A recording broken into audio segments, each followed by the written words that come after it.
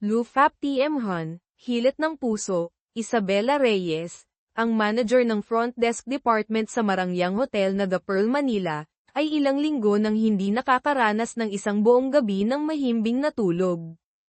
Ang matinding init ng Manila ay tila tumatagos sa bawat himaymay ng kanyang katawan, dahilan upang siya'y magpuyat gabi-gabi. Isang umaga, nakita siya ng kanyang ina, si Mrs. Reyes, na nakatulog sa yoga mat sa sala. Nag-aalala, tinanong siya nito, "Isa, dito ka na naman natulog. Bakit hindi ka na lang sa kama mo?" Pagod na sagot ni Isabela, "Hindi ako makatulog, Maria. Kaya nag-yoga ako para subukan kung gagaan ang pakiramdam ko." Kahit sinubukan na niya ang iba't ibang gamot pampatulog at mga therapy para mag-relax, hindi pa rin nawawala ang insomnia ni Isabela. Kaya't iminungkahi ng kanyang ina, may bagong bukas na Maharlika Wellness Clinic malapit dito. Sabi nila, magaling daw ang mga tradisyonal na therapy nila. Subukan mo kaya? Sinunod ni Isabela ang payo ng kanyang ina at pumunta sa klinika. Pagpasok niya sa tahimik na lugar na may amoy ng mga herbal, napansin niya ang isang batang doktor na maingat na inihatid ang isang matandang pasyente palabas. Matangkad ang doktor, may mga mata na puno ng init, kahit kalahati ng kanyang mukha ay natatakpan ng face mask. Agad namang nag-text si Isabela sa kanyang matalik na kaibigan na si Sofia Cruz, "Sof, ang gwapo ng doktor dito. Sayang, naka-face mask siya kaya hindi ko makita ng buo ang mukha niya. Pero sigurado akong pasok siya sa taste mo." Nang turn na ni Isabela, pumasok siya sa consultation room upang makipag-usap kay Dr. Mateo Santos. Sinabi ni Mateo na ang insomnia niya ay dulot ng stress at mga naiipong damdamin. "Ang pinakamahalaga ay matutunan mong alisin ang bigat na nasa loob mo," sabi ni Mateo sa malalim niyang boses, sabay bigay ng Race Eta ng herbal medicine. Nagkunwari si Isabela na hindi niya narinig ng malinaw ang sinabi, "Pasensya na, Dok, pwede bang lakasan mo ang boses mo?" Umaasa siyang tatanggalin ni Mateo ang kanyang face mask. Pero, mahinahon lang na inulit ni Mateo ang sinabi, habang nanatiling suot ang mask. Habang nagbabayad si Isabela sa reception, nalaman niyang may serbisyo ang klinika para maghanda ng pinakuloang herbal na gamot. Sa oras na iyon, muling lumabas si Mateo upang ihatid ang isa pang pasyente. Sa paglingon niya, bahagyang nahulog ang kanyang face mask, at sa sandaling iyon, nakita ni Isabela ang kanyang maamong mukha. Biglang bumilis ang tibok ng puso ni Isabela. Bago umalis, nagpaalala si Mateo, ang pharmacy ay magsasara ng alas 5 ng hapon. "Huwag kalimutang kunin ang gamot mo." Kinagabihan, si Mateo ay paminsan-minsang tumitingin sa pintuan ng klinika, tila may hinihintay. Napansin ito ng receptionist at pabirong sinabi, "Dok, parang free time ka ngayon ah." Nang magtatapos na ang araw, lumabas si Mateo at nalaman niyang nakuha na pala ang gamot ni Isabela. Ang ama ni Isabela, isang propesor sa universidad, ang dumaan sa klinika upang kunin ito para sa kanyang anak. Sa bahay, tinikman ni Isabela ang herbal medicine. Napangiwi siya sa sobrang pait nito. Pinakalma siya ng kanyang ina, "Ganyan talaga ang herbal medicine, anak. Tiisin mo na lang para gumaling ka." Sa gitna ng gabi, nakatanggap si Mateo ng emergency text mula kay Miguel Tan, isang batang doktor na intern, na humihingi ng tulong para sa isang pasyenteng nasa Manila Central Hospital. Agad pumunta si Mateo upang tulungan si Miguel sa pag-aayos ng mga kagamitan para sa cupping therapy at acupuncture ng pasyente. Pinakalma niya ang mga kaanak ng pasyente, walang mali sa unang ginawa ni Dr. Tan. Medyo kabado lang siya dahil matanda ang pasyente kaya hindi niya ginamit agad ang suction machine. Nagpasya si Mateo na manatili sa ospital upang magbantay kasama si Miguel. Kinabukasan, nagising si Isabela na pagod pa rin. Habang bumibili ng pandesal kasama ang kanyang mga magulang, nagreklamo siya, parang wala namang epekto ang gamot na ito, ang pait-pait pa. "Hindi pa rin ako makatulog. Baka mas mabuti pang itigil ko na." Nagkataon, Si Mateo ay naroon din sa parehong bakery. Narinig niya ang reklamo ni Isabela, kaya't nilapitan niya ito ng magalang. Ms. Reyes, ang herbal medicine ay nangangailangan ng oras upang maayos ang ugat ng problema. Hindi ito kasing bilis ng Western medicine, kaya't huwag mong sayangin ang gamot. Pag-uwi, ibinahagi ni Isabela ang nangyari sa bakery. Pabiro niyang sinabi, "Ma, nakita ko si Doc Mateo kanina sa bakery. Nagpapayo siya pero siya mismo mukhang puyat at inaantok. Paano niya ako matutulungan kung siya rin ay kulang sa tulog?" Pinalamig siya ng kanyang ama, "Ang herbal medicine ay hindi lason, anak. Subukan mo pa rin itong inumin ng tuloy-tuloy." Sa trabaho sa The Pearl Manila, abala si Isabela sa isang stressful na meeting nang makatanggap siya ng mensahe tungkol sa isang customer complaint. Agad niyang iniwan ang meeting upang ayusin ang problema. Sa lunch break, ikinwento niya kay Sofia ang tungkol kay Mateo. Hindi maitago ang paghanga. "Sof, ang gwapo talaga ni Doc Mateo." Ilang araw ang lumipas, niyaya ni Isabela si Sofia na samahan siya sa Maharlika Wellness Clinic para sa follow-up check-up, umaasang makita si Mateo. Pero sa kasamaang palad, ibang doktor ang nag-asikaso sa kanya. Hindi maitago ng dalawa ang kanilang pagkadismaya. Napansin ito ng doktor at pabirong sinabi, "Ano ba? Sa tingin niyo ba mas magaling si Dr. Santos kaysa sa akin?" Agad namang nagpaumanhin si Isabela. Pabulong namang sinabi ni Sofia, "Kita mo na. Sabi ko na nga ba, pumunta ka lang dito para makita si Mateo." Sa daan pa uwi, nagulat si Isabela nang makita si Mateo sa kanilang condominium complex. "Dr. Santos, dito ka rin nakatira?" Ngumiti si Mateo, "Kakalipat ko lang dito para mas malapit sa klinika." Ipinaliwanag niya rin ang dahilan ng kanyang pagliban sa klinika noong nakaraang linggo, may emergency sa ospital. "Kita na lang tayo ulit sa Sabado, Dok. Huwag mo akong paasahin ulit ha," pabirong sabi ni Isabela bago siya umalis. Hindi binigyan si Mateo ng pagkakataong humingi ng kanyang numero. Sa ospital, habang kumakain kasama ang mga kasamahan, nakiusap si Miguel kay Mateo na huwag ipaalam kay Dr. Armando Reyes, ang respetadong senior doctor nila, ang tungkol sa tulong na hiningi niya. Kapag nalaman ni Dr. Reyes, lagot ako. Tumawa lang si Mateo, ngunit narinig na pala ni Dr. Reyes ang balita. Hindi siya natuwa sa desisyon ni Mateo na hayaan si Miguel na mag-isa sa mahirap na kaso. Pagkatapos ng usapan, binago ni Dr. Reyes ang paksa at binanggit si Isabela, "Mukhang maganda ang Ms. Reyes na iyon. Maayos ang ugali, mabilis kumilos. Subukan mong kilalanin siya." Tinitigan niya si Mateo ng may kahulugan, "Mateo, 31 ka na. Panahon na para mag-isip tungkol sa pag-aasawa." Sumagot si Mateo, "Sa tingin ko rin, maganda siya. Pero dahil 31 na ako, mas gusto kong maging maingat sa mga desisyon ko pagdating sa pag-ibig, Dr. Reyes. Responsibilidad ko ito sa sarili ko at sa magiging partner ko. Ayoko ng relasyon na tulad ng sa mga magulang ko," napabuntong hininga si Dr. Reyes. Alam ang hindi masayang kwento ng pamilya ni Mateo. "Oo nga, medyo pabigla-bigla ang nanay mo, pero ikaw naman sobrang maingat. Kung ganito ka palagi, baka mag-single ka hanggang pagtanda." Gabing iyon, abala si Mateo sa pag-check ng mga thesis ng mga intern. Nang makita niya ang pangalan ni Miguel Tan, naalala niya ang abalang idinulot nito na naging dahilan ng pagkakansela niya ng appointment kay Isabela. Sa biro, ginuhitan niya ng malaking X ang pangalan ni Miguel. Kinaumagahan, sa cafeteria ng ospital, lumapit si Miguel, halatang inis, "Dok, bakit mo ginuhitan ang pangalan ko? May galit ka ba sa akin?" Tumawa lang si Mateo at sumagot, "Pag-isipan mo na lang kung bakit." Samantala, habang abala si Isabela, napansin niya ang ilang missed calls at mga mensahe mula sa kanyang kasintahan, si Marco Valencia. Ngunit nang tumawag muli si Marco, nag-atubili siyang sagutin ito. Maya-maya, nagpadala ng mensahe si Marco, "Gusto kitang makausap, pero bakit parang nawawala ka?" Ilang sandali pa, Dumating si Marco sa harap ng The Pearl Manila, may dalang isang bouquet ng pulang rosas.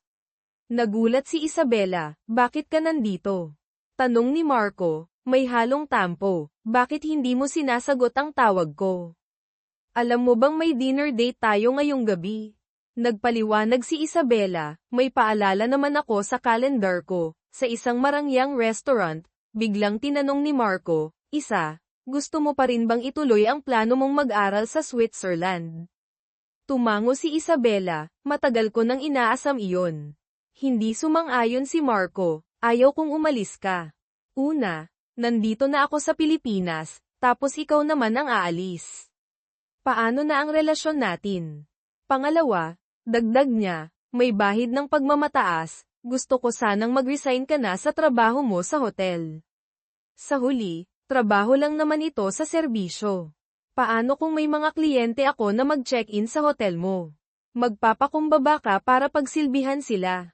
Nasaktan si Isabela sa sinabi ni Marco, lalo na't minamaliit nito ang trabahong mahal na mahal niya at pinagtuunan ng 7 taon. Simula pa noong college, gusto ko nang mag-aral abroad. Pero ikaw ang nagsabing masyadong malayo ang Switzerland at hindi mo ako madadalaw, kaya hindi ko itinuloy. Mahal ko ang trabaho ko, Marco. Hindi ko ito kayang iwan. Pag-uwi sa bahay, mabigat ang pakiramdam ni Isabela. Napabulong siya sa kanyang mga magulang, paano kung maghiwalay kami ni Marco?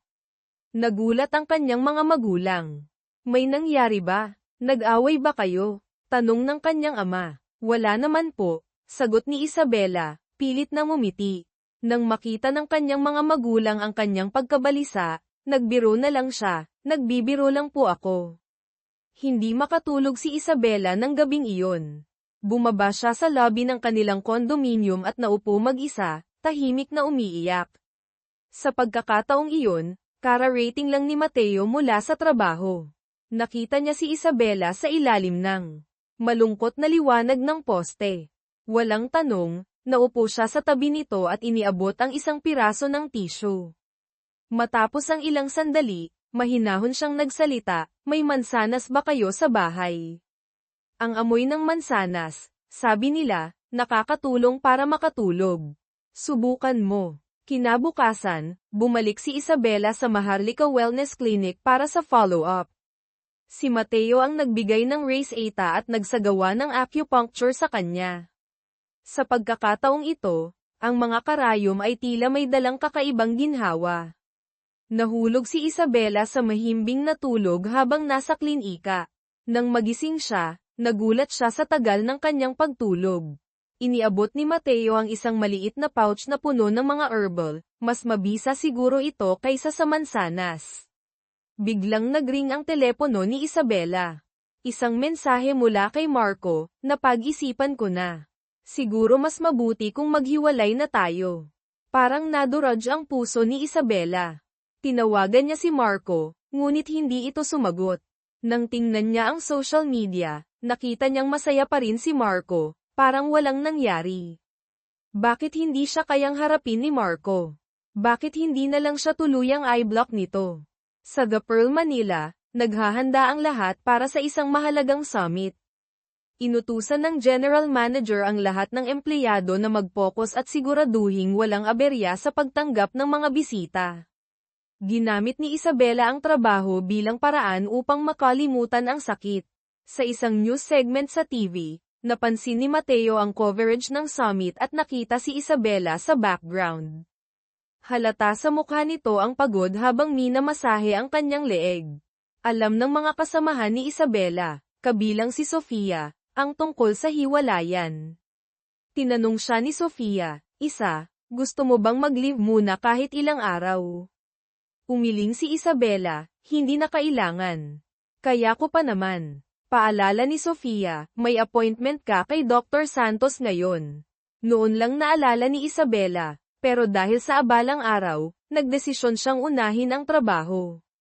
Isa sa mga VIP guests ng summit ay si Mr. Valencia, ama ni Marco, nakasama ang isang babaeng negosyante na nagngangalang Fuong. Narinig ni Isabela ang usapan nila. Tinanong ni Fuong si Mr. Valencia tungkol sa kanyang mga anak. Sagot ni Mr. Valencia, abala ang panganay ko sa negosyo. Ang bunso kong si Marco, hindi pa sapat ang kumpanya ng mga robot niya para makasali sa ganitong event. Nagpresenta si Fuong, mayroon akong pamangkin na maganda at matalino. Baka gusto ni Marco makilala siya. Masayang pumayag si Mr. Valencia. Habang nakikinig, parang may kung anong sumasakal sa dibdib ni Isabela. Hinanap ni Mateo si Isabela sa klinika ngunit wala ito. Sinabi ng receptionist na hindi ito nagpa-schedule. Nag-alala si Mateo kaya kinuha niya ang numero ng telepono ni Isabela mula sa medical records at tinawagan ito. Paliwanag ni Isabela, pasensya na, Doc. May malaking event sa hotel kaya hindi ako nakapunta. Tanong ni Mateo, pwede ka bang pumunta next week? Pumayag si Isabela. Dagdag ni Mateo, bibigyan kita ng bagong race ATA para may magamit ka habang hindi ka pa nakakabalik. Nagpaalala rin siya, kapag mabigat ang pakiramdam mo, subukan mong pumunta sa mga lugar na maraming puno, tulad ng Luneta Park o Ayala Triangle Gardens. Malaking tulong ang sariwang hangin. Nagpadala si Mateo ng race ATA sa pamamagitan ng Viber at sinabing pwedeng ipaprepare ang gamot sa pinakamalapit na batika.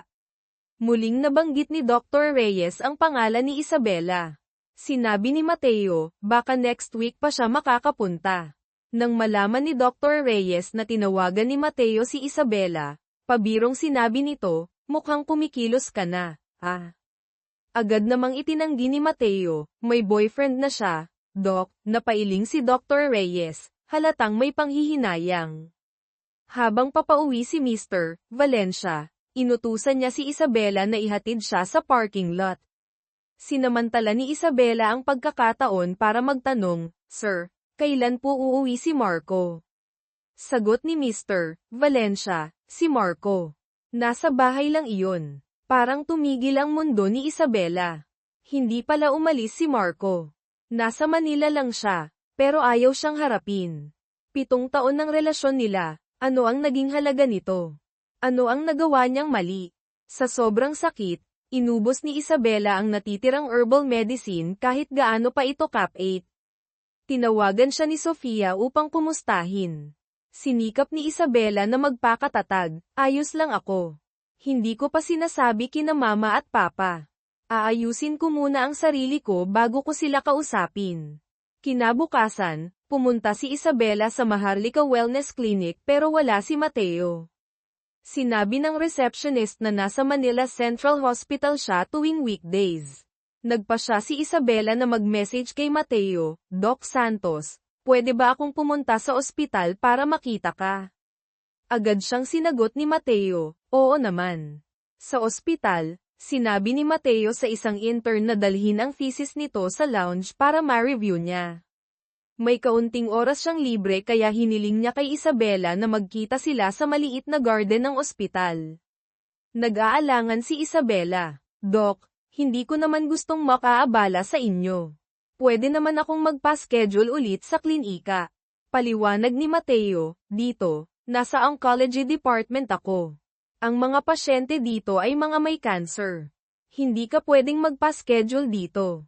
Nang malaman ni Mateo na inubos ni Isabela ang gamot, nagulat siya at naging seryoso, Ms. Reyes, kahit herbal medicine, may epekto pa rin ito sa katawan. Hindi pwedeng basta-basta inumin lahat. Sinuri niya ang pulso nito at nagbigay ng bagong race ATA. Dalhin mo ito sa batika at ipaprepare. Kung may problema, tawagan mo agad ako. Nagbiro si Isabela kung pwede siyang uminom ng milk tea. Sinabi ni Mateo, pwede, pero walang yelo, room temperature lang. Pabiro namang hirit ni Isabela, kahit konting yelo lang. Napailing si Mateo at kunwaring inis, sige, dagdagan mo pa ng yelo, tapos bumili ka ng 2 tub ng ice cream. Napatawa si Isabela, iniisip kung bakit parang bata minsan si Mateo. Kinagabihan, nag-post si Isabela ng larawan ng mga herbal medicine sa kanyang social media. Habang iniinom ang bagong gamot, naramdaman niyang kahit may pait pa rin ito, tila mas madali na itong tanggapin. Naging curious siya sa mga pangalan ng mga halamang gamot sa Race 8 ni Mateo at napansin niyang maganda ang sulat kamay ng doktor. Hating gabi, nagpadala ng mensahe si Mateo, bakit hindi ka pa natutulog? Huwag kang mag-cellphone bago matulog. Subukan mong pakalmayan ang isip mo. Nakita ko pala ang post mo. Sa katapusan ng linggo, nagising si Isabela ng medyo tanghali. Niyaya niya ang kanyang mga magulang na maglakad-lakad, pero abala ang kanyang ama sa pag-check ng mga papel, samantalang ang kanyang ina ay tutok sa panonood ng isang programa tungkol sa pakikipag-date sa TV. Wala siyang magawa kundi maglakad mag-isa. Habang nasa lobby at iniinom ang gamot, nagkataon niyang nakita si Mateo na naglalaro ng skateboard.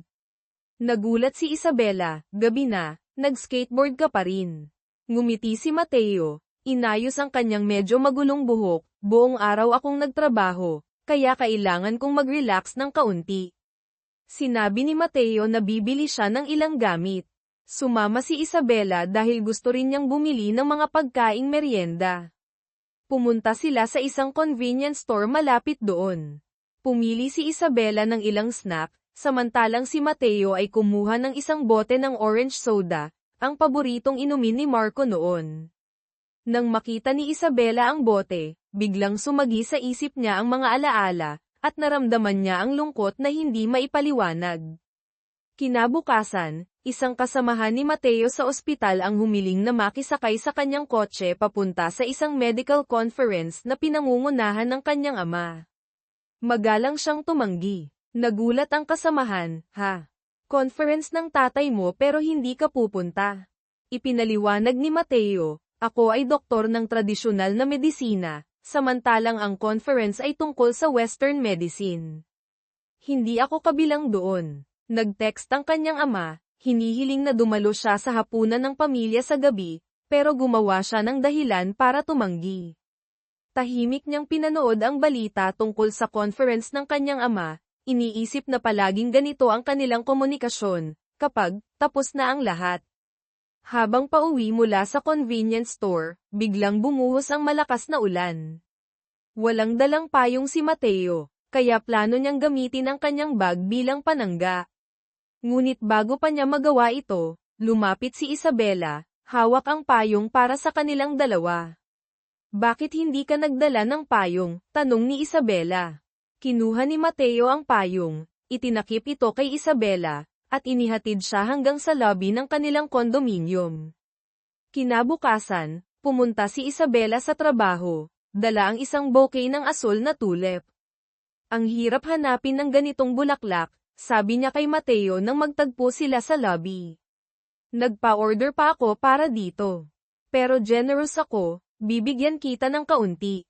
Inabot niya ang ilang tangkay ng bulaklak kay Mateo.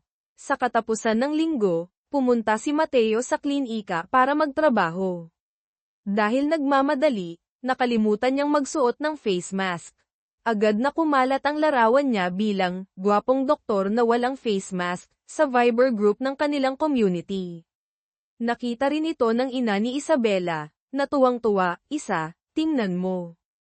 Ang gwapo ng doktor na ito. Kilala ng ama ni Isabela ang lugar na iyon bilang malapit sa kanilang bahay. Tinanong ng ina ni Isabela, anak, kilala mo ba ang doktor na ito? Agad namang tumanggi si Isabela, hindi po, ma, hindi ko siya kilala. Nang araw na iyon, sobrang dami ng tao sa Maharlika Wellness Clinic. Bagamat ang dahilan ay para magpakonsulta, alam ng lahat na karamihan ay gusto lang makita si Mateo. Nang dumating si Isabela, nagulat siya sa dami ng tao. Sabi ng nurse, mukhang hindi ka na makakapagpa-schedule ngayon, Ms. Reyes. Biglang nag-text si Mateo, diretso ka na lang sa office ko. Pinilit ng nurse na paalisin ang mga taong nanonood, at sinabihan si Isabela na dumaan sa likod. Pagkapasok sa klinika, ikinwento ni Isabela ang nangyari sa Viber group ng kanilang community, Mako nga, tinanong pa ako kung kilala kita. Kailangan kong magsinungaling na hindi kita kilala. Kung hindi, siguradong hihingi siya ng Viber mo, at ipapasa ang number mo sa lahat ng mga tita sa lugar namin. Natawa si Mateo, at nagsimula siyang magsagawa ng acupuncture kay Isabela. Tinanong niya ang tungkol sa trabaho nito. Ikinwento ni Isabela ang stress at kabusyahan bilang manager ng front desk department sa isang malaking hotel. Tulad ng dati, sa ilalim ng mga karayom ni Mateo, hindi namalaya ni Isabela na nakatulog siya. Hinayaan lang siya ni Mateo na magpahinga habang nagpatuloy siya sa kanyang trabaho. Nang magising si Isabela, nakita niya ang bagong Race Eta na ginawa ni Mateo. Kasama sa Race Eta ang halamang gamot na Haanglin, Coptes. Napangiwi si Isabela, iniisip na siguradong sobrang mapait ito. Biro ni Mateo, ang dami mong kayang tiisin sa trabaho, pero hindi mo kaya ang pait ng gamot. Inabot niya ang isang bagong pouch ng herbal na pampabango. Sa pagkakataong ito, kinuha ni Isabela ang isang simpleng yellow keychain, at inabot ito kay Mateo, regalo ko sa iyo. Pinaglaruan ito ni Mateo, umiikot sa kanyang mga daliri, mukhang wedding ring ito, biro niya. Pwede mong sabihin na kasal ka na. Sa oras na iyon, pumasok ang isang tita sa community na kilala sa pagiging matchmaker. Agad na itinaas ni Mateo ang keychain, at pabirong sinabi ng malakas, ito po ang wedding ring namin. Nagulat ang tita, at umalis ng may inis, nagbulong na bakit may wedding ring na, pero nagpapakita pa rin sa klinik. Kinagabihan, habang kumakain kasama ang mga magulang, dumating si Mateo sa restaurant, dala ang gamot na inihanda na. Agad na sinenyasan ni Isabela si Mateo na umalis na. Nagdahilan siyang lalabas para sagutin ang tawag, at lihim na kinuha ang gamot mula kay Mateo. Pagbalik niya sa mesa, tumingin ang kanyang ina sa kanya ng may hinala, isa, parang may kakaiba sa iyo lately. Agad namang tanggi ni Isabela, wala po, Maria. Ang ama niya ay nagkomento, mukhang maayos naman ang anak natin. Mas maganda ang itsura niya ngayon, mukhang malusog. Ngunit ang ina ni Isabela ay naniniwala, siguradong nagkaayos na sila ni Marco. Habang nagdi-dinner si Isabela kasama si Sofia, palagi niyang dala ang peppermint candy. Sabi ni Dr. Mateo pwede ko itong kainin, paliwanag niya. Ipinakita ni Isabela kay Sofia ang isang short video na patago niyang kinunan kay Mateo nang hindi ito nakatingin, tingnan mo, sabi ko sa iyo gwapo siya. Sising-sisi ka ba na hindi mo siya nakita? Umiling si Sofia, hindi siya ang tipo ko. Pero alam mo, isa, bagay kayo. Agad na itinanggi ni Isabela, magkaibigan lang kami. Bukod pa dyan, naghahanda na ako ng mga dokumento para sa Switzerland. Hindi ko kayang mag-long distance relationship. Habang nakatingin si Sofia sa likuran ng kaibigan, nag-isip siya, magkaibigan lang.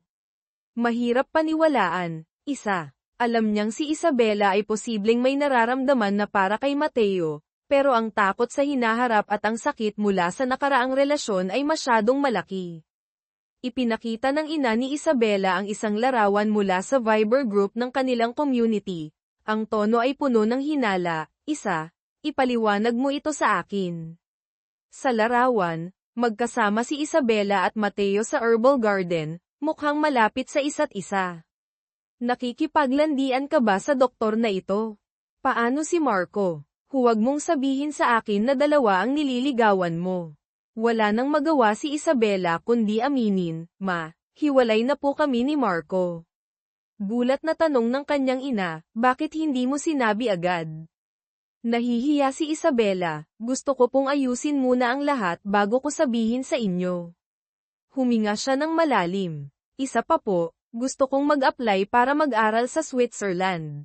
Nagkatinginan ang kanyang mga magulang, halatang hindi sang-ayon. Isa, malaking bagay ito, sabi ng kanyang ama. Ang edad mo ay 27 na. Kung mag-aaral ka ngayon, kailangan mong mag-resign. Pagkatapos ng pag-aaral, maghahanap ka ulit ng trabaho mula sa simula. Sa edad mo, mahirap nang makahanap ng kumpanya na tatanggap pa. Parang binuhusan ng malamig na tubig ang determinasyon ni Isabela. Malungkot siyang lumabas para maglakad-lakad, at nagkataon niyang nakita si Mateo na pauwi na. Napansin ni Mateo ang lungkot sa mukha ni Isabela at nag-alok, mukhang hindi maganda ang pakiramdam mo. Gusto mo bang kumain ng isang bagay na maanghang? May alam akong bulalo, Kanzuong BHM, na maanghang malapit dito. Masarap iyon, baka gaman ang pakiramdam mo. Nagulat si Isabela. Dr. Santos, kumakain ka rin pala ng maanghang. Nag-skateboard ka pa. Akala ko ang mga doktor ng tradisyonal na medisina ay puro malinis at tahimik ang pamumuhay, parang nagme-meditate. Tumawa si Mateo, mukhang mali ang pagkakaintindi mo sa amin. Doktor din kami, tao rin. Sa isang maliit na restaurant, tila gaman ang pakiramdam ni Isabela dahil sa init at anghang ng bulalo. Ikinwento niya kay Mateo ang kanyang plano sa Switzerland at ang pagtutol ng kanyang mga magulang. Sa narinig ko sa kanila, parang nag-aalinlangan na rin ako, amin niya. Tahimik na nag-isip si Mateo, bago nagsalita, alam mo, noong nagdesisyon akong mag-aral ng tradisyonal na medisina, nagkaroon din ng malaking hidwaan sa pamilya namin. Ang lolo at nanay ko ay parehong doktor ng tradisyonal na medisina, pero ang tatay ko ay doktor ng Western medicine. Gusto niyang sundan ko ang yapak niya. Sa huli, pinili ko ang landas ng nanay at lolo ko. Saglit siyang tumigil, at ang kanyang mga mata ay nagpakita ng lungkot. Namatay ang nanay ko sa cancer. Napakahirap ng proseso ng chemotherapy. Ang tradisyonal na medisina ang tumulong sa kanya na mabawasan ang sakit sa huling bahagi ng buhay niya.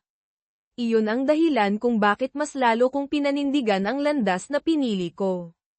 Tumingin siya kay Isabela, puno ng sinseridad, kung talagang ito ang gusto mo, subukan mo. Huwag mong hayaang pagsisihan mo ito sa hinaharap. Ang payo ni Mateo ay tila nagbigay ng lakas ng loob kay Isabela. Pag-uwi niya sa bahay, kinausap niya ng seryoso ang kanyang mga magulang, alam kong nag-aalala kayo, pero gusto ko pa ring subukan. Ang eskwelahang ina-applyan ko ay isa sa 3 pinakamahusay na paaralan sa mundo sa larangan ng hotel management. Hindi madaling makapasok, at kung hindi ako matanggap, handa akong isuko ang planong ito. Ngunit, pakiusap, bigyan niyo ako ng pagkakataon. Nakita ng mag-asawang Reyes ang determinasyon sa mga mata ng kanilang anak, kaya't sa huli, pumayag din sila. Masayang ibinalita ni Isabela ang magandang balita kay Mateo. Nang sandaling iyon, abala si Mateo sa pag-skateboard sa playground ng condominium, kaya hindi siya agad nakasagot. Dahil dito, bumaba si Isabela upang hanapin siya. Nang makita siya ni Mateo, huminto ito at ngumiti, mukhang masaya ka. May magandang balita ba? Matapos marinig ang kwento ni Isabela, iminungkahi ni Mateo, halika. May ipapakita ako sa iyo. Dinala ni Mateo si Isabela sa likod ng kanyang lumang motorsiklo, papunta sa Manila Baywalk. Malakas ang hangin sa gabi, at ang simoy ng dagat ay tila nakakapagpakalma. Tahimik pa ngayon ang lugar na ito, sabi ni Mateo, pero maya-maya lang, kapag sumikat na ang araw, magiging napakaabala nito. Habang pinagmamasdan ni Isabela ang liwanag sa abot tanaw na unti-unting sumisikat, bigla niyang iminungkahi, paano kaya kung sabay nating hintayin ang pagsikat ng araw? Kinabukasan sa The Pearl Manila, nagsimula ang araw ni Isabela sa isang aberya. Si Ginoong De Leon, isang nakatatandang bisita, ay nagmamadaling nagreklamo na nawawala ang kanyang singsing na pangkasal. Ikinwento niyang iniwan niya ito sa banyo habang naghuhugas ng mukha, pagkatapos ay lumabas para sagutin ang telepono at naglakad-lakad sa hardin ng hotel. Pagbalik niya, wala na ang singsing. Napakahalaga nito sa akin, mariing sabi ni Ginoong De Leon. Ito ang alaala ng yumaong asawa ko. Bumuhos ang malakas na ulan sa Manila. Hindi alintana ni Isabela ang ulan, agad siyang nagsuot ng kapote at naghanap sa hardin. Sa kabila ng malakas na ulan at putik, natagpuan niya ang singsing sa ilalim ng mga basang dahon. Labis ang pasasalamat ni Ginoong De Leon, at humingi rin siya ng paumanhin sa kanyang naging pag-uugali. Pagbalik sa loob, basang-basa si Isabela. Nagmadali siyang maligo at magpalit ng tuyong damit. Ngunit biglang umatake ang matinding sakit ng kanyang puson, mas malala kaysa dati, marahil dahil sa pagkabasa ng ulan at lamig. Hinanap niya si Sofia para humingi ng gamot, ngunit kahit pagkatapos uminom nito, hindi pa rin bumuti ang kanyang pakiramdam. Dumating si Mateo sa hotel upang makipag-usap sa manager tungkol sa planong kolaborasyon. Doon niya nakita si Isabela na nakaupo, hawak ang tiyan at mukhang hirap na hirap. Agad siyang nagtanong, anong nangyari? Mukhang hindi ka okay. Nang malaman niyang masakit ang puso nito dahil sa dysmenorrhea, iminungkahi niya, pumunta ka sa klinika ko. Gagamitin ko ang moxibustion, CUngay, para maibsan ang sakit mo. Mas maginhawa iyon. Pumayag si Isabela, ngunit nang makarating sa klinika, nag-alangan siyang mahiga sa kama ng paggamot. Baka magkalat ako, mahina niyang sabi, namumula ang mukha. Pinakalma siya ni Mateo, walang problema. Ang ginagamit kong mga bedsheet ay disposable. Habang ginagawa ang moxibustion, napansin ni Mateo na malamig ang mga kamay at paa ni Isabela kaysa dati. Dati bang ganito kalala ang dysmenorrhea mo? Tanong niya. Umiling si Isabela, hindi naman po. Siguro dahil nabasa ako sa ulan kanina. Habang iniinda ang sakit at nararamdaman ang pagod mula sa mga nakaraang araw, hindi napigilan ni Isabela ang kanyang luha. Dr. Santos, pwede ba akong umiyak dito sandali? Tanong niya, habang tumutulo ang kanyang mga luha. Ang init mula sa moksa at ang mahinahong kilos ni Mateo ang nagbigay sa kanya ng ginhawa, kaya hindi nagtagal, nakatulog siya ng mahimbing. Nang makita ni Mateo na natutulog si Isabela, hindi niya ito ginaiseng. Tahimik niyang dinagdagan ng kumot ang nakahigang babae. Nang magising si Isabela, madilim na sa labas. Napansin ni Mateo na mukhang pagod pa rin siya, kaya hinubad niya ang kanyang suot na polo shirt at iniabot ito kay Isabela, malamig na sa labas. Suotin mo muna ito para hindi ka lamigin, at para may pantakip ka rin. Nahihiya si Isabela, ngunit tinanggap ang alok ni Mateo. Gusto sana niyang hintayin si Mateo upang sabay silang umuwi, ngunit sinabi nitong kailangan pa niyang ayusin ang klinika. Mauna ka na, magpahinga ka na sa bahay, sabi ni Mateo. Pagdating sa bahay, hawak pa rin ni Isabela ang polo shirt ni Mateo. Amoy na amoy niya ang pinaghalong halimuyak ng mga halamang gamot at ang natural na amoy ng lalaki. Biglang bumilis ang tibok ng kanyang puso. Binuksan niya ang Facebook ni Mateo at sinilip ang mga post nito. Habang nagbabasa, hindi sinasadyang na-like niya ang isang lumang post. Nagulat siya at agad na in-unlike ito. Para hindi mahalata, nag-like siya ng ilang mas bagong post. Kinagabihan, nag-text si Mateo, bakit hindi ka pa natutulog? Nakita ko ang notification na nag-like ka ng lumang post ko. Naalala mo pa ba ang post ko tungkol sa pagtulog? Dapat matulog ka na bago mag-11 p.m. Good night. Kinabukasan, ikinwento ni Isabela ang nangyari kay Sofia. Halakhak ng halakhak si Sofia. Kahit ay unlike mo agad, may notification na iyon. Ang tanga-tanga mo talaga. Dagdag pa niya, sigurado akong may gusto sa iyo si Dr. Mateo. Sino ba naman ang mag-aabalang alamin kung anong oras ka natutulog, di ba? Agad na tumanggi si Isabela, nagpapagamot lang ako sa kanya. Normal lang na tanungin niya ako tungkol sa pagtulog ko. Hindi pa rin tumigil si Sofia, at sinilip ang Facebook ni Mateo, ang bihira naman mag-post nitong si Dr. Mateo. Tapos nag-post pa ng tuyong licorice root. Hindi kaya gusto niya na makita mo iyon, mag-like ka, at magkausap kayo. Biglang nagpadala si Mateo ng mga recipe ng herbal dishes kay Isabela sa Viber. Subukan mong lutuin ang mga ito. Maganda ito para sa kalusugan, sabi niya. Nagpasalamat si Isabela at nagtanong, pwede rin po ba itong kainin ng mga magulang ko? Sumagot si Mateo, oo. Ang mga pagkain ito ay banayad lang at mabuti para sa lahat. Samantala, sa Manila Central Hospital, kinakaharap ni Mateo ang isang mahirap na sitwasyon. Isang pasyenteng may terminal cancer ang lumala ang kalagayan. Ipinaliwanag niya sa pamilya, napaka-kritikal na po ng kalagayan ni nanay. Mas mainam na dalhin siya sa ICU para sa mas masusing pangangalaga. Maaaring kailanganin ang mga invasive procedure. Ngunit tumanggi ang pamilya, umiiyak na sinabi, "Doktor, sobra na ang hirap na dinaranas ni nanay. Ayaw na naming dagdagan pa ang sakit na nararamdaman niya. Pakiusap, hayaan niyo na lang siyang umalis ng payapa. Pero sana, tulungan niyo kaming pahabain pa ang oras niya ng kaunti, para makauwi ang mga kamag-anak namin at makita siya sa huling pagkakataon." Tahimik na tinanggap ni Mateo ang hiling ng pamilya. Ginawa niya ang lahat upang maibsan ang sakit ng pasyente gamit ang mga palliative care method. Ang eksenang ito ay nagpaalala kay Mateo sa kanyang ina. Nang lumala ang kanser nito, sinabi rin ng mga doktor na wala nang magagawa, at ang kanyang ama, isang doktor ng Western medicine, ay nagdesisyong huwag nang ipagpatuloy ang mga invasive procedure. Pagkatapos ng trabaho, nakita ni Isabela si Mateo na mag-isa sa isang bench sa hospital garden, kumakain ng packed lunch. Lumapit siya at nagtanong, "May problema ba, Dr. Santos?" Tumango si Mateo at pilit na ngumiti, "Wala naman. Ayos lang ako." Alam ni Isabela na may dinaramdam si Mateo, ngunit hindi niya alam kung paano ito aaluin. Maya-maya, tumayo si Mateo at nag-alok, "Kung libre ka, gusto mo bang maglakad-lakad tayo?" Magkasabay silang naglakad sa abalang bangkita.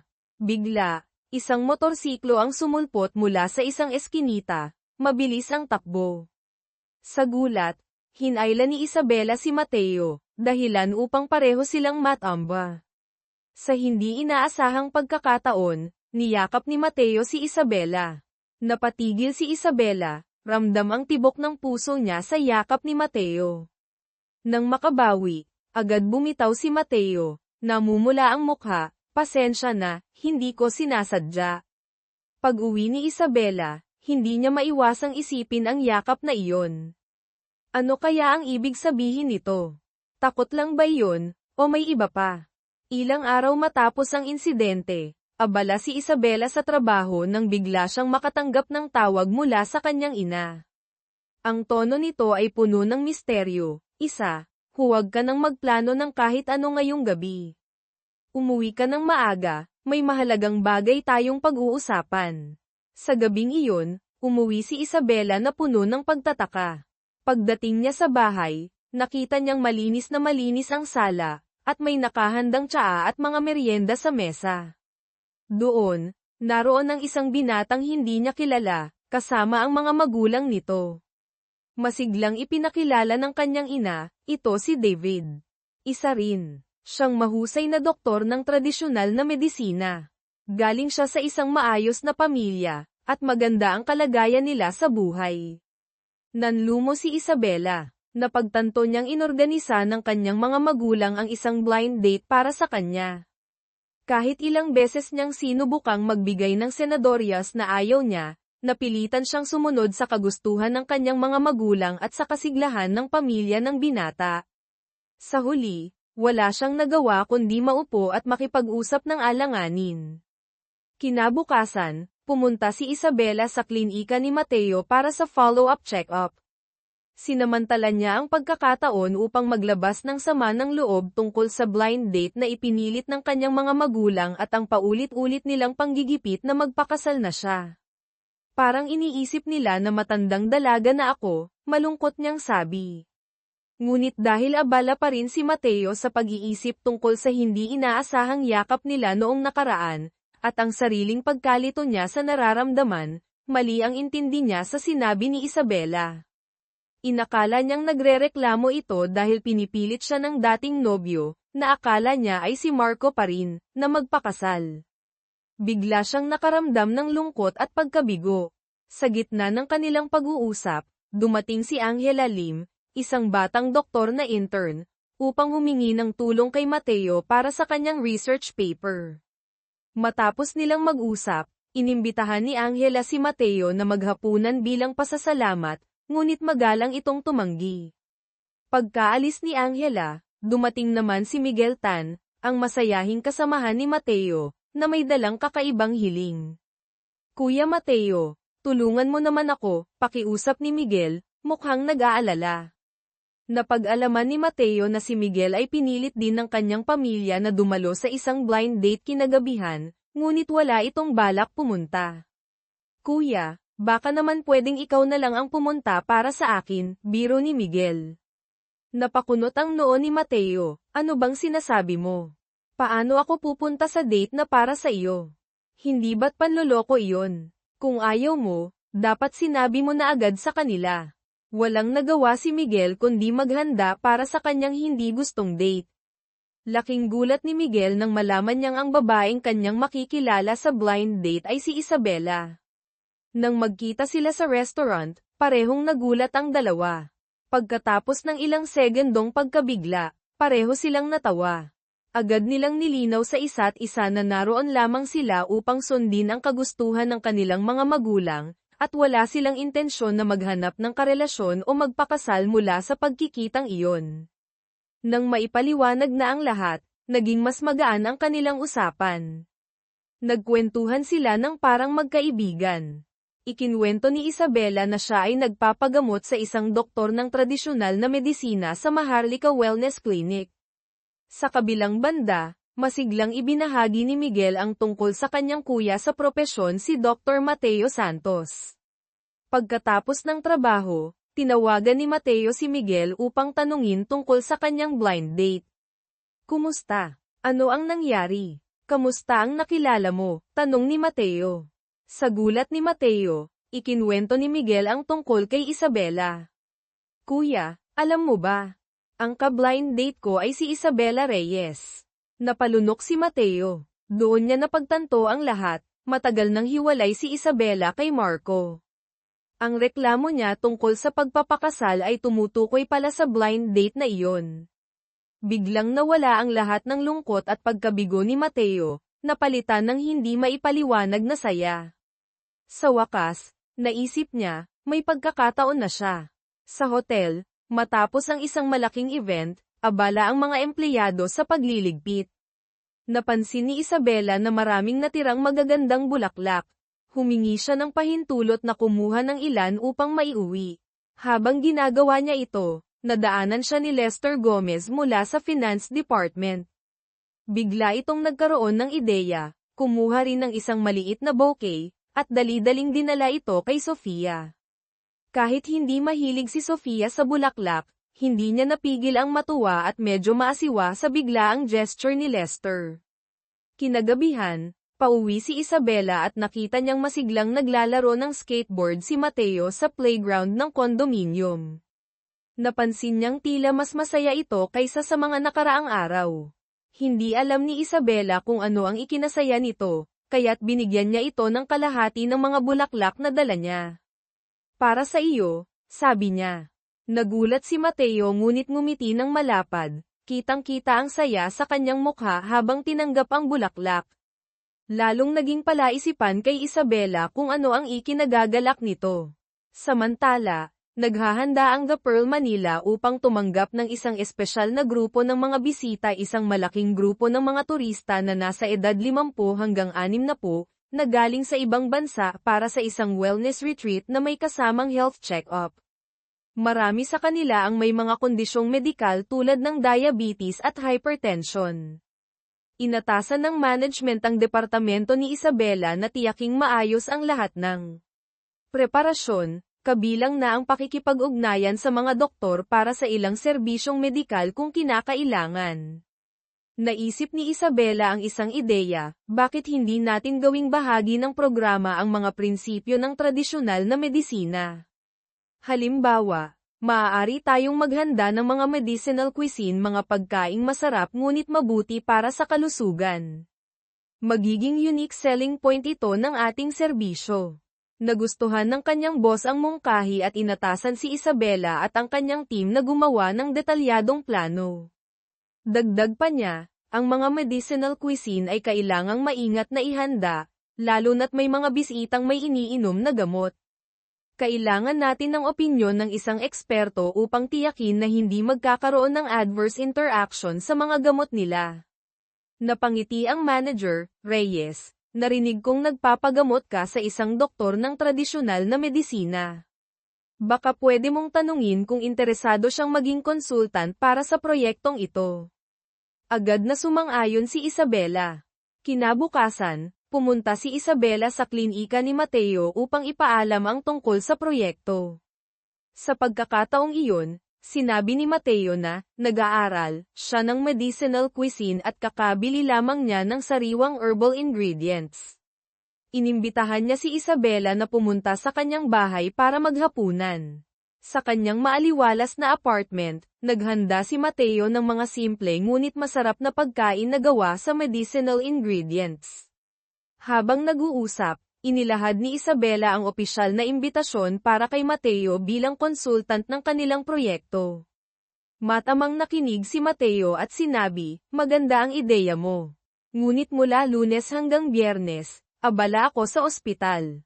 Sabado naman, nasa Maharlika Wellness Clinic ako. Linggo lang ang medyo maluwag ang schedule ko. Agad na sagot ni Isabela, walang problema. Maaari naming i-adjust ang schedule ayon sa availability mo. Tumango si Mateo, kailangan nating maging maingat, lalo na't nagtatrabaho ako sa isang pampublikong ospital. Ipadala mo muna sa akin ang detalyadong plano. Kung walang magiging problema sa aspeto ng medisina, at kung papayagan ng ospital, maaari nating ituloy ito. Matapos ang hapunan, inihatid ni Mateo si Isabela hanggang sa lobby ng kanyang apartment. Bago magpaalam, sinabi ni Mateo, balik ka ulit dito sa bahay para maghapunan, ha? Pagdating sa bahay, agad na sinimulan ni Isabela ang paggawa ng plano. Habang hinahanap ang impormasyon ni Mateo online para sa bahagi ng kanyang bio, nagulat siya sa mga natuklasan niya. Hindi lang basta doktor si Mateo, isa siyang kilalang eksperto sa tradisyonal na medisina, may mataas na honors sa kanyang pag-aaral, at maraming naiambag na research na kinilala sa mga international conferences. Bigla siyang nakaramdam ng kaba at bahagyang pagsisisi sa mga pagkakataong nagkwento siya ng mga simpleng hinaing sa harap ng isang taong napakahusay sa kanyang larangan. Sa gitna ng kanyang pag-iisip, nag-vibrate ang kanyang telepono. Isang mensahe mula kay Mateo, gabi na, bakit hindi ka pa natutulog? Gumagawa ka pa ng plano, ano? Matulog ka na ng maaga. Sa Oncology Department ng Manila Central Hospital, abala si Mateo sa pag-aasikaso kay Leo Garcia, isang batang pasyente na may kanser na kakalipat lamang mula sa isang ospital sa probinsya. Ayon sa ina ni Leo, narinig niya na ang tradisyonal na medisina sa ospital ay maaaring makatulong sa paggamot, kaya't dinala niya ang anak doon. Ipinaliwanag ni Mateo, sa ngayon, ang pangunahing paraan ng paggamot para sa sakit ni Leo ay ang chemotherapy na nakabase sa Western medicine. Gayunpaman, ang kombinasyon nito sa tradisyonal na medisina ay maaaring makatulong upang mabawasan ang mga side effects at sakit na nararanasan ng bata pagkatapos ng bawat session ng chemotherapy, pati na rin ang pagpapalakas ng kanyang katawan. Dahil kailangang magtrabaho sa malayo ang ina ni Leo, hindi siya makatutok sa ospital ng Pal-Aegean. Dahil dito, naging malapit si Leo kay Mateo. Napansin ni Mateo na hirap ang ina ni Leo sa pagdadala ng pagkain para sa anak, kaya't hiniling ng bata na sumama kay Mateo sa cafeteria ng ospital. Habang kumakain, masayang nagkwento si Leo, namatay po ang tatay ko noong nasa kindergarten pa lang ako. Pero ang bait niyo po, parang tatay ko. Simula noon, palaging sumusunod si Leo kay Mateo saan man ito magpunta. Sa tuwing maririnig ni Mateo ang mga inosenteng salita ng bata, nakakaramdam siya ng lungkot at awa. Isang araw, nakita ni Angela Lim, isang intern, si Leo na palaging nakabuntot kay Mateo. Hinailan niya ang bata sa isang tabi at mahinahon na sinabi, Leo, huwag mo nang sundan si Sir Mateo palagi, at huwag mo na rin siyang tawaging tatay. Baka magkamali ang ibang tao sa pag-iisip. Nagulat si Leo at tanong niya, bakit po? Gusto niyo po ba si Sir Mateo? Namula si Angela at agad na itanggi, hindi. Siya ang mentor ko, wala nang iba. Samantala, Mabilis na naaprubahan ng management ang plano ni Isabela at ng kanyang team para sa proyekto. Agad siyang inutusan ng mga kasamahan na makipagkasundo kay Dr. Mateo. Nagpadala si Isabela ng email sa kanya, kasama ang detalyadong plano, at nag-text, "Pakibasa ang plano. Kung okay na po, pakisend na lang po ng larawan ng ID card nyo para sa kontrata. Bukas ng tanghali, pwede po ba akong dumaan sa ospital para makita kayo?" Nang malaman ni Mateo na bibisitahin siya ni Isabela, hindi niya maitago ang tuwa. Nagkasundo silang magkita sa herbal garden ng ospital sa oras ng lunch break. Dumating si Isabela dala ang kontrata. Habang binabasa ni Mateo ang dokumento, hindi maiwasan ni Isabela na mapansin ang kanyang mukha na nagmumukhang mas maamo sa ilalim ng sikat ng araw. Napatingin siya ng matagal, at nang mapansin ni Mateo ang kanyang tingin, ngumiti ito ng bahagya, medyo nahihiya. Biglang tumunog ang telepono ni Mateo. May emergency case na kailangang asikasuhin. Agad siyang nagpaalam kay Isabela at tumakbo papunta sa ward, naiwan ang kontrata sa mesa. Nagmadali si Isabela upang habulin siya at ibigay ang dokumento. Ngunit bago pa siya makarating sa ward, biglang lumitaw si Leo, yamakap sa binti ni Mateo, at sumigaw, "Tatay! Tatay Mateo!" Natulala si Isabela sa narinig. "Tatay!" Agad niyang inisip na may anak na pala si Mateo. Ayaw niyang magdulot ng masalimuot na sitwasyon, kaya't hindi na niya sinubukang ibigay ang kontrata sa kanya. Sa halip, nag-text siya, "Iniwan ko po ang kontrata sa reception ng oncology department. Pakikuha na lang po kapag may oras kayo." Pagbalik ni Mateo sa reception upang kunin ang kontrata, tinanong siya ng nurse na nakatoka roon, "Dok, kayo ba ang boyfriend ng magandang babae na nag-iwan ng dokumento kanina?" Medyo nagulat si Mateo, ngunit mahinahon niyang sagot, "Ha, hindi. Partner ko lang siya sa trabaho." Samantala, bumalik si Isabela sa hotel na puno ng pag-aalala. Dumiretso siya kay Lester sa finance department at nagtanong, "May budget ba tayo para sa gift sa partner sa proyekto? Gusto kong maghanda ng maliit na regalo para kay Dr. Mateo." Sumang-ayon si Lester, "Pwede naman. Ano ang balak mong ibigay?" Walang pag-aalinlangan na sagot ni Isabela, "Siguro mga laruan para sa bata." Napamulagat si Lester, "Ha? Naglalaro pa ba ng laruan si Dr. Mateo?" Napilitan si Isabela na magpaliwanag, hindi para sa kanya, kundi para sa anak niya. Nagpunta si Isabela sa mall kasama si Sofia upang mamili ng regalo. Ikinwento niya ang insidente kung saan tinawag ni Leo si Mateo na "tatay." Laking gulat ni Sofia, "Grabe. Hindi ko akalain. Ang galing niya magtago ng personal na buhay." Sa gitna ng kanilang pamimili, nag-text si Mateo upang imbitahan si Isabela na maghapunan muli sa kanyang bahay. Ngunit sa pagkakataong ito, tumanggi si Isabela, idinahilan ang pagiging abala sa trabaho. Kinagabihan, niyaya ni Sofia si Isabela na pumunta sa isang bar sa poblasyon upang mag-unwind. Habang nag-uusap, naglabas ng sama ng loob si Isabela tungkol sa nararamdamang pagkabigo at panlilinlang ni Mateo. Si Sofia naman ay malungkot dahil kailangan umuwi ni Lester sa probinsya upang ayusin ang mga usaping pampamilya. Uminom ng marami ang dalawang babae. Dumating si Lester sa bar ng malate na gabi upang sunduin ang dalawa. Lasing na lasing si Sofia, at nang makita si Lester, itinuro niya ito gamit ang nanginginig na daliri at sinabing, ikaw ang dahilan ng lahat." Si Isabela naman, halatang lasing din, at nang makauwi sa lobby ng kanyang kondo, nakabangga niya si Mateo na kara-rating lang mula sa trabaho. Amoy alak at halatang wala sa sarili, sinubukan ni Mateo na alalayan siya papunta sa elevator. Ngunit dahil lasing, hindi niya nakilala si Mateo at biglang itinulak ito, sabay sigaw, "Layuan mo ako. Ikaw ang dahilan ng lahat ng ito." Narinig ng mga magulang ni Isabela ang ingay at bumaba upang tingnan ang nangyayari. Nakita nila ang kanilang lasing na anak at ang isang lalaking hindi nila kilala. Dahil sa galit at pag-aalala, Inakala nilang si Mateo ay isang masamang tao na nanggugulo sa kanilang anak. Agad nilang pinagsabihan si Mateo ng hindi maayos. Walang nagawa si Mateo kundi umalis ng tahimik, pakiramdam niya ay napaka-inosente niya ngunit walang magawa. Kinabukasan, nagising si Isabela na may matinding sakit ng ulo. Nang maalala ang nangyari noong gabi, napuno siya ng hiya. Agad niyang itinapon ang lahat ng natitirang alak sa kanilang bahay. Ngunit ang kanyang ama, na nakakita ng mga itinapong beer, ay palihim na kumuha ng isa upang inumin. Sa kabilang banda, si Lester ay nagtataka kung bakit naging malamig at masungit si Sofia sa kanya.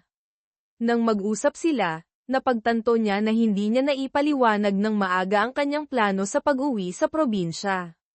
Dahil dito, nagalit si Sofia at hindi na gustong makipag-usap sa kanya. Sa oras ng lunch break, matagal nang hinihintay ni Mateo ang isang text mula kay Isabela upang humingi ng tawad o magtanong tungkol sa nangyari, ngunit wala siyang natanggap. Sa halip, siya ang nag-text sa kanya, ngunit ang sagot ni Isabela ay formal. Malamig, at tila may distansya. Ilang araw ang lumipas, pumunta si Mateo kasama sina Miguel at Angela sa hotel upang magsagawa ng survey para sa proyekto. Napansin niyang pilit na iniiwasan siya ni Isabela, at ang usapan nila ay puro trabaho lamang. Ayon sa tradisyon, naghanda si Isabela ng mga regalo para sa mga konsultant ng proyekto. Ibinigay niya ang mga ito kina Miguel, Angela, at Mateo. Para kay Mateo, inabot niya ang isang kahon ng laruan na may model kit. Nagulat si Mateo at hindi alam ang gagawin. Agad na sumaklolo si Lester, siguro ang laruan na ito ay para sa anak ni Dr. Mateo. Napatingin sina Miguel at Angela, sabay-sabay na nagsalita, anak. Wala namang anak si Dr. Mateo. Si Leo iyon, ang pasyente sa oncology department na palaging tinatawag siyang tatay. Single pa si Kuya Mateo. Napahiya si Isabela, namula ang kanyang mukha dahil sa maling akala.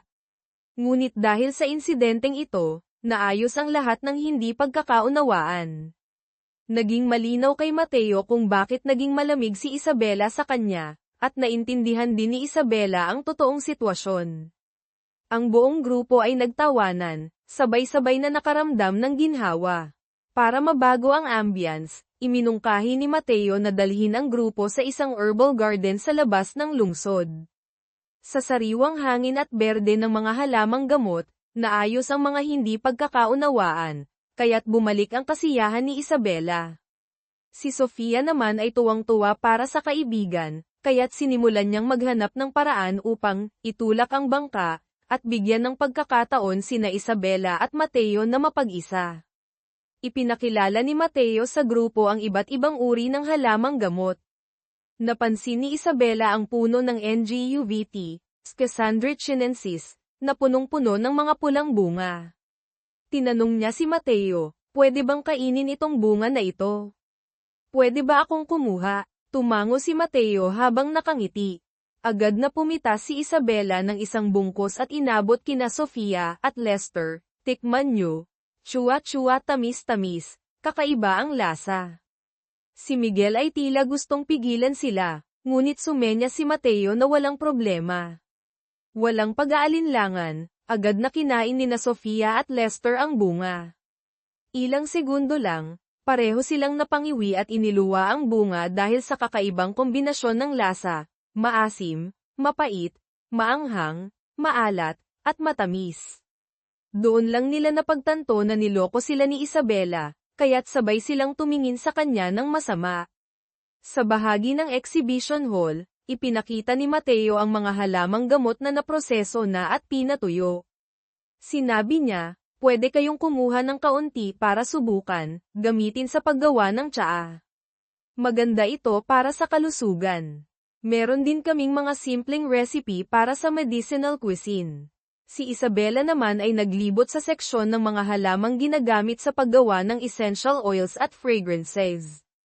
Nais niyang maghanap ng materyales para makagawa ng sachet na makakatulong sa pag-relax at pagpapadali ng pagtulog, iniisip na makakatipid siya sa oras ng pagbisita sa klinika. Lumapit si Mateo at ipinaliwanag ang benepisyo ng bawat uri ng halamang gamot. Nang makarating sila sa seksyon ng TRM Hoong, Agarwood, Oud, huminga ng malalim si Isabela upang namnamin ang mainit at malinis na aroma nito. Hindi sinasadyang nasabi niya, ang bango nito, parang amoy mo. Agad siyang namula sa hiya. Ngumiti si Mateo, ito ay isang high-grade na halamang gamot na ginagamit para sa relaxation at calming. Salamat sa compliment. Kinagabihan, nag-text si Isabela kay Mateo upang makipagkita sa common area ng kondo. Inabot ni Mateo sa kanya ang isang maliit na sachet na ginawa ng maingat at detalyado. Pagbukas ni Isabela, agad niyang nakilala ang aroma ng TRM Hoong. Ngumiti si Mateo, ang husay ng pang-amoy mo. Pag-uwi ni Isabela, tinanong siya ng kanyang ina, ano yang hawak mo, anak? Sagot ni Isabela, sachet ng halamang gamot, binigay ng klinik. Kinuha ito ng kanyang ina at inamoy. Ang bango nito. Sabihin mo sa papa mo na kumuha rin para ilagay sa tabi ng kama.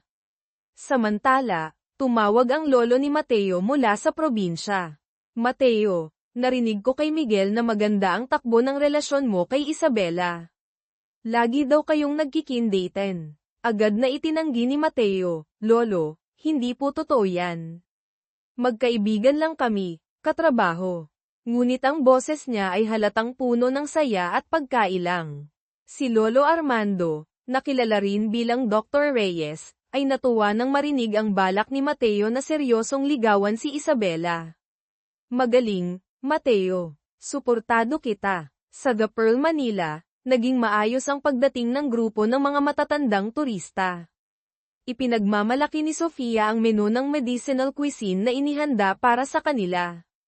Nagustuhan ito ng lahat, maliban kay Lola Remedios, na tinawag si Isabela upang magreklamo tungkol sa sachet ng halamang gamot sa kanyang kwarto. Iya, hindi ko gusto ang amoy nito. Pwede bang palitan? Maingat na ipinaliwanag ni Isabela, Lola, noong nag-check-in po kayo, wala po kayong sinabi na specific na request, kaya't naghanda kami ng karaniwang sachet. Na may fresh scent, may gusto po ba kayong specific na effect, halimbawa para sa mas mahimbing na tulog o relaxation? Sumagot si Lola Remedios, kahit anong effect, basta't mabango. Ngumiti si Isabela at agad na nagpa-order ng lavender-scented sachet para palitan ang nasa kwarto ni Lola. Sa Manila Central Hospital, natapos ni Leo Garcia ang isa pang chemotherapy session. Pinuri siya ni Mateo, ang tapang mo, Leo. Pagkatapos, ibinigay niya ang regalo na ipinadala ni Isabela. Excited na binuksan ni Leo ang kahon, isang transformer robot na mukhang mahal at dekalidad.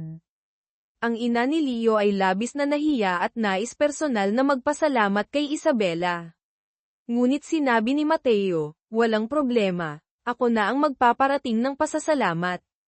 Narinig niya kasi na napakatapang ni Leo kaya gusto niyang magbigay ng regalo bilang encouragement.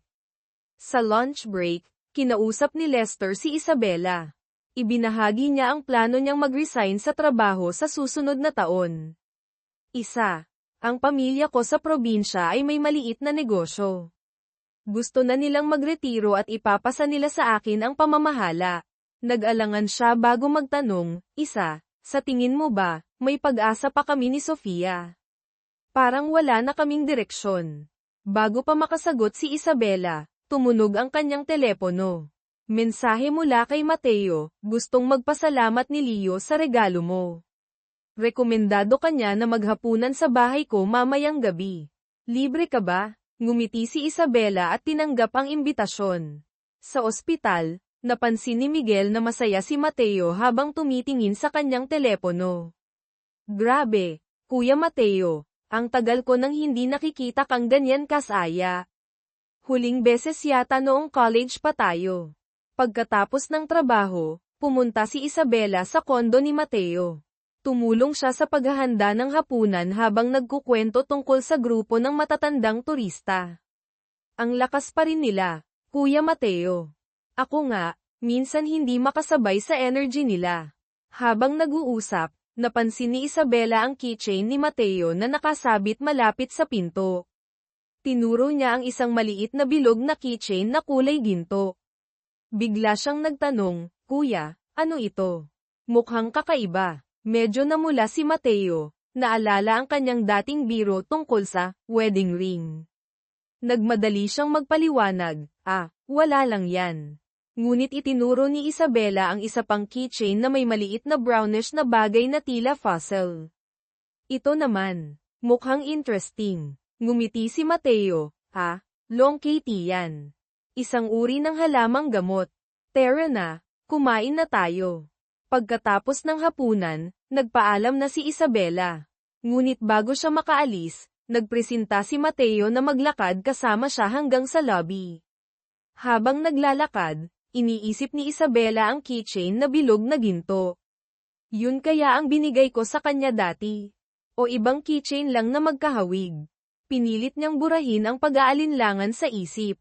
Kinabukasan, natanggap ni Isabela ang balita na may isang turista sa grupo ang hindi maganda ang pakiramdam.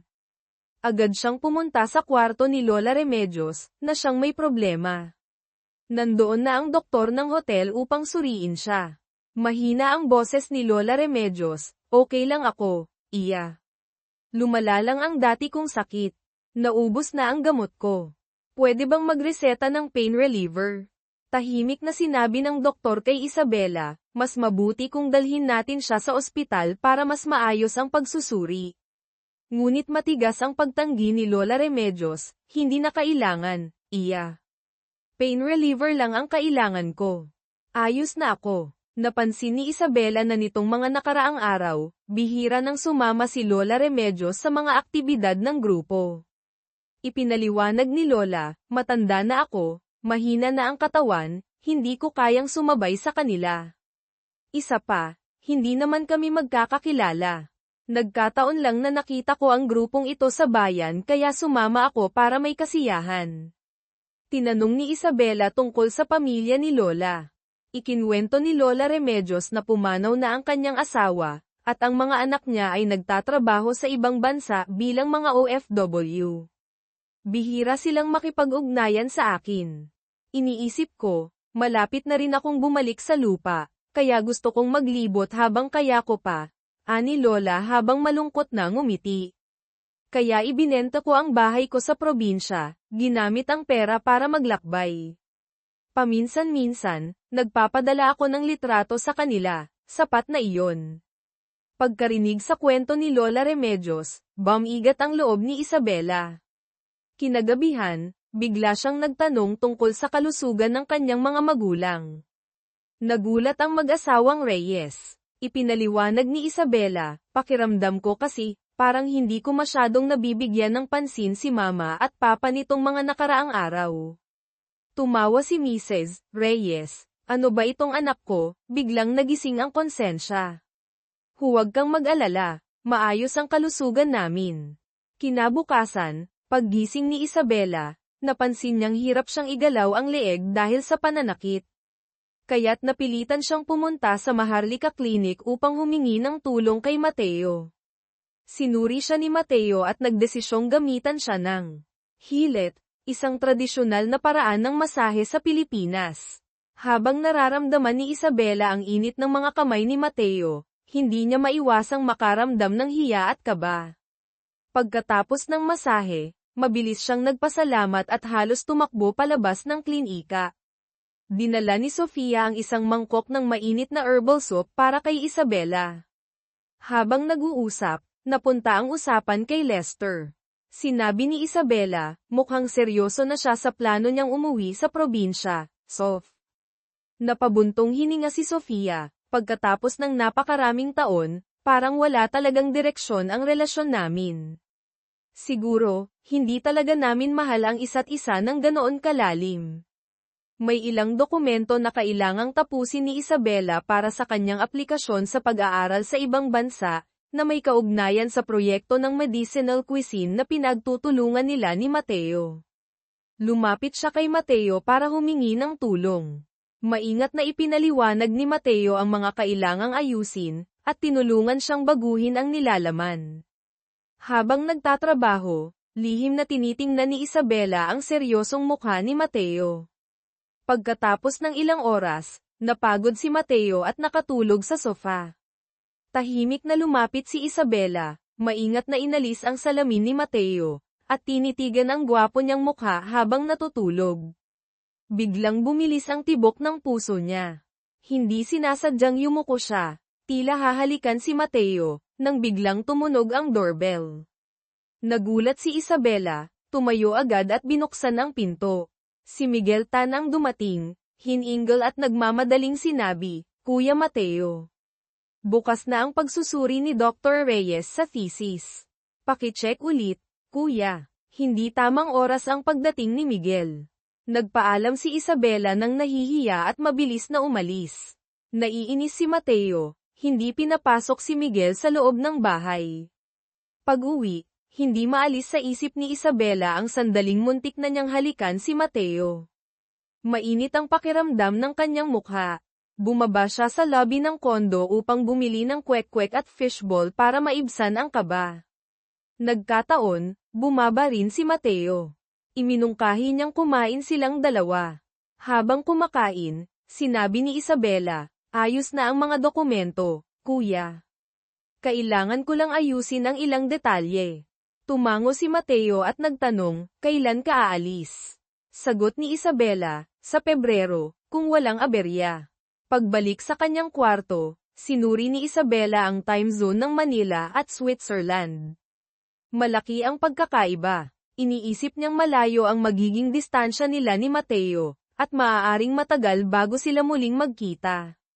Bumigat ang kanyang damdamin. Dapat ba niyang isakripisyo ang kanyang pangarap para sa taong mahal niya?